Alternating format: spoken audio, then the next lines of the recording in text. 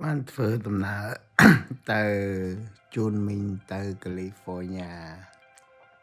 នេះពេលវេលាដែលធ្វើដើរទៅ Outlet Store ធ្វើដល់ Outlet Store បងប្អូននាំគ្នាចុះទៅរកទិញអីវ៉ាន់ទិញទួចនេះជាក្មួយរបស់ខ្ញុំមួយ Jordan មកហូប ice cream នេះបានចេញដំណើរទៅធ្វើដំណើរបាក់ទៅកាលីហ្វ័រញ៉ា2នាក់ម្ដាយមីងរបស់ខ្ញុំនេះនៅតាមផ្លូវមើលទេសភាពស្អាតបាទ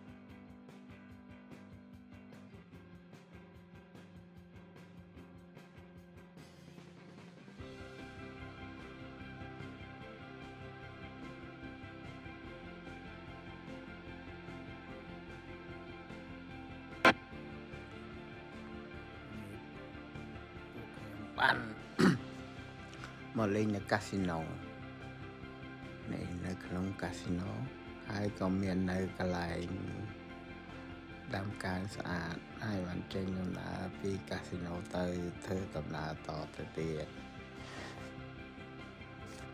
នេះមកដល់កន្លែងផ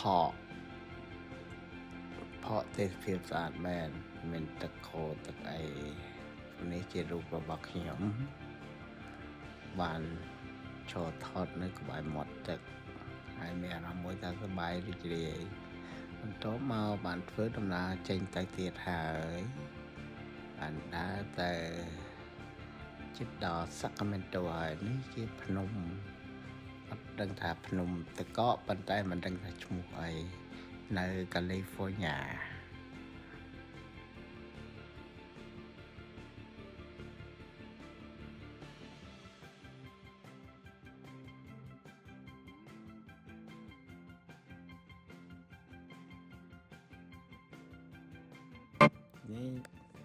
នេះមកដល់ downtown